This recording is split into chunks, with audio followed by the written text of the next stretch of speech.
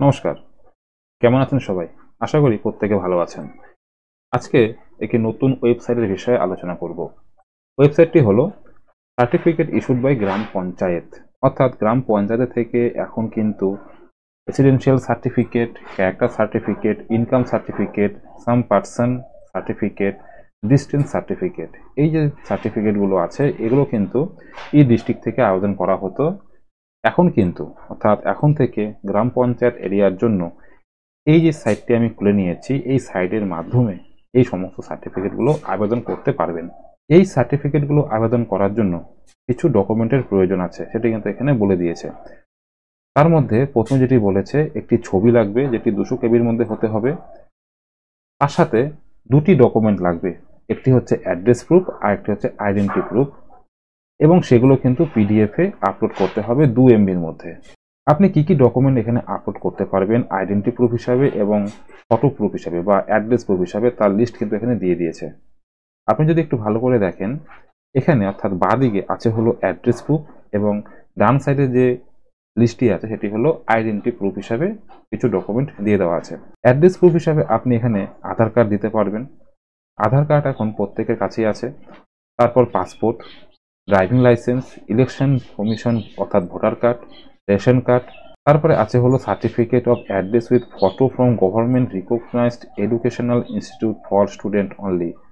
যদি স্টুডেন্ট হয়ে থাকে তাহলে এই যে সার্টিফিকেটটি আছে, অর্থাৎ যেখানে ফটো আছে এবং রিকগনাইজড এডুকেশনাল ইনস্টিটিউট থেকে ইস্যু হয়েছে এমন কোনো সার্টিফিকেট যেখানে ফটো এবং অ্যাড্রেস আছে, এরকম ডকুমেন্ট কিন্তু আপলোড করতে পারবে শুধুমাত্র স্টুডেন্টদের জন্য। আইডেন্টি প্রুফ হিসেবে আপনি কি কি দেবেন? এখানে ইনকাম ট্যাক্স আছে, অর্থাৎ ইনকাম ট্যাক্স, প্যান কার্ড প্রত্যেকের কাছেই আছে। তাহলে আপনার কিন্তু দুটি ডকুমেন্ট হয়ে গেল। দুটি ডকুমেন্ট বলতে একটি অ্যাড্রেস প্রুফ, একটি আইডেন্টি প্রুফ। অ্যাড্রেস প্রুফ হিসাবে আধার কার্ড দিলেন, আইডেন্টি প্রুফ হিসাবে প্যান কার্ড দিলেন। যদি আপনার কাছে প্যান কার্ড না থাকে তাহলে কি করবেন? আরও কিছু অপশন আছে, যেমন এখানে বলেছে current passbook of post office অথবা শিডিউল ব্যাংক, অর্থাৎ যে সমস্ত ব্যাংকে আপনার খাতা আছে, যেমন Indian bank, bank of India, state bank, central bank, যেখানে ছবি লাগানো আছে, পাসবুকের মধ্যে যে ছবি লাগানো থাকে সেই পেজটি কিন্তু এখানে আপলোড করতে হবে। তারপর আছে হলো ফটো আইডেন্টি কার্ড, যেটি সেন্ট্রাল গভর্নমেন্ট বা পাবলিক সেক্টর ইউনিট বা স্টেট গভর্নমেন্ট ইস্যু করেছে, সেরকম কোনো কার্ড যেখানে ফটো আছে সেটি আপলোড করতে পারবেন। MGNREGA card issue by government থেকে, সেটি আপলোড করতে পারবেন। Photo identity card issued by government recognized educational institute for student only. একটু আগে যে কথাটি বললাম, যদি কোনো এডুকেশনাল ইনস্টিটিউট থেকে কোনো সার্টিফিকেট ইস্যু হয়ে থাকে যেখানে ছবি এবং অ্যাড্রেস আছে, সেক্ষেত্রে কিন্তু একই ডকুমেন্টস দু জায়গাতে আপলোড করতে পারবেন, অর্থাৎ সেটি কিন্তু শুধু স্টুডেন্টদের জন্য। এছাড়া কি আছে, যারা পেনশন পায়, যদি পেনশনার কার্ড থাকে যেখানে ফটো এবং অ্যাড্রেস আছে, তাহলে সেই ডকুমেন্টটি দু জায়গাতে আপলোড করলেই চলবে, একটি ডকুমেন্ট দু জায়গাতে। Kisan passbook having photo and address, এখানেও সেম, যদি কিষাণ পাসবুক থেকে থাকে তাহলে অ্যাড্রেস প্রুফ হিসাবে এবং আইডেন্টি প্রুফ হিসাবে একই ডকুমেন্ট দু জায়গায় আপলোড করলেই চলবে।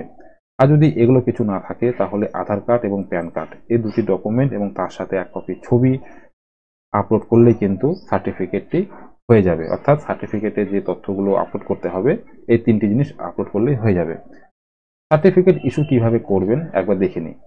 তার জন্য নিচে আছে হলো প্রসিড অপশন, তার আগে এখানে টিক বক্সের টিক চিহ্ন করে প্রসিড অপশনে ক্লিক করতে হবে। প্রসিড অপশনে ক্লিক করার পর এখানে একটি অপশন আসবে যেখানে বলবে সিটিজেন কর্নার, অর্থাৎ সিটিজেন সাইন আপ করতে হবে। এখানে আপনার মোবাইল নাম্বারটি লিখবেন, মোবাইল নাম্বারটি লিখে জেনারেট ওটিপিতে ক্লিক করবেন। ওটিপিটি এখানে আমি লিখে নিয়েছি। এবার আমরা এখান থেকে ভেরিফাই অ্যান্ড প্রসিড অপশনে ক্লিক করব। ওটিপি ভেরিফাই হয়ে যাওয়ার পর কিন্তু এবার আপনার কাছে অ্যাপ্লিকেশন ফিল করার যে ফর্ম, সেই ফর্মটি খুলে আসবে। ফর্মটি দেখতে পাচ্ছেন আমার সামনে এখানে খোলা আছে। তো আপনি এখান থেকে জিপি ডিটেলস, অর্থাৎ আপনি যেই জিপিতে অর্থাৎ যেই গ্রাম পঞ্চায়েতে বসবাস করছেন সেই গ্রাম পঞ্চায়েতের তথ্যটি এখানে ফিল করবেন। প্রথমে আছে হলো ডিস্ট্রিক্ট, ক্লিক করলে ডিস্ট্রিক্ট খুলে আসবে। এখান থেকে আপনার ডিস্ট্রিক্ট নিয়ে নেবেন, আপনার ব্লক নিয়ে নেবেন, ব্লক নেওয়ার পর আপনার গ্রাম পঞ্চায়েত নেবেন, এখান থেকে সংসদ নেবেন, এখান থেকে এসএসসি নেম নেবেন। তো একটি কথা বলে রাখি, এখানে যে স্টার মার্কগুলো আছে, অর্থাৎ যে লেখাগুলোর উপরে স্টার মার্ক আছে, সেগুলি কিন্তু আপনাকে অবশ্যই ফিল করতে হবে। আর যেখানে স্টার মার্ক নেই সেখানে তথ্য আপনি দিতেও পারেন অথবা না দিলে অসুবিধা নেই, তবে দিয়ে দেওয়াটা ভালো। তারপরে আছে হলো রিলেশন উইথ অ্যাপ্লিকেন্ট। এখানে হচ্ছে এসএসসি নেম। ধরুন আপনি স্টুডেন্ট, আপনি এখানে যখন এসএসসি নাম লিখবেন বা সংসদ লিখবেন, সেক্ষেত্রে কিন্তু আপনার গার্জিয়ানের নাম বা আপনার বাবার নাম এখানে লিখতে হবে। তো যখন আপনি এখানে আপনার বাবার নাম লিখবেন, সেই ক্ষেত্রে আপনার যে রিলেশন, অর্থাৎ যিনি আবেদন করবে ওনার সাথে গার্জিয়ানের যে রিলেশন, সেটি কিন্তু এখানে লিখতে হবে। লেখা হয়ে গেলে তারপরে আছে হলো এখানে অ্যাপ্লিকেন্ট ডিটেলস। অ্যাপ্লিকেন্ট বলতে যিনি আবেদন করবে ওনার ডিটেলস এখানে ফিল করতে হবে। এখানে একটি কথা বলেছে, বাংলা শংসাপত্র পেতে দয়া করে বাংলায় লিখুন।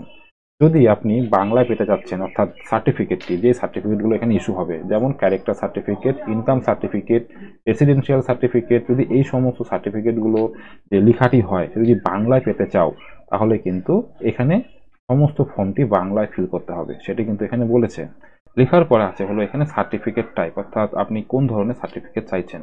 যদি আপনি রেসিডেন্সিয়াল চান তাহলে সেখানে টিক চিহ্ন করবেন, যদি ইনকাম চান ইনকামে ক্লিক করবেন। তো যেটি চাচ্ছেন সেটা এখানে ক্লিক করবেন। ক্লিক করার পরে এখানে প্রথমে আপনি যেই মোবাইল নাম্বারটি দিলেন ওটিপি ভেরিফাই করার সময়, সেই নাম্বারটি এখানে শো করবে।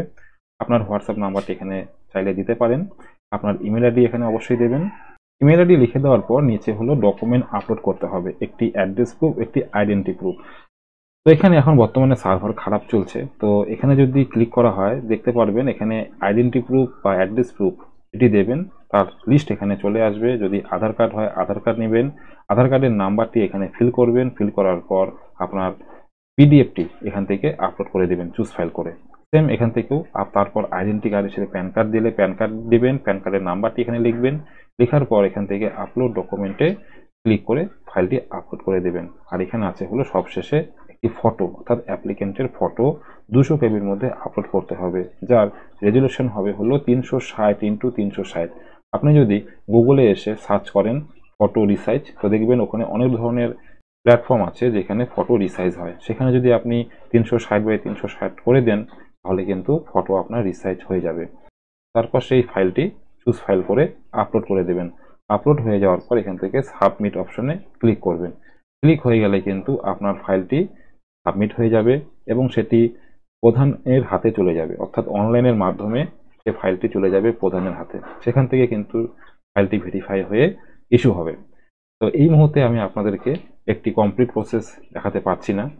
তো নেক্সট টাইম যখন সার্ভার পরিষ্কার হয়ে যাবে বা ঠিক হয়ে যাবে, তখন কিন্তু একটি সম্পূর্ণ আবেদন আপনাদেরকে দেখিয়ে দেব।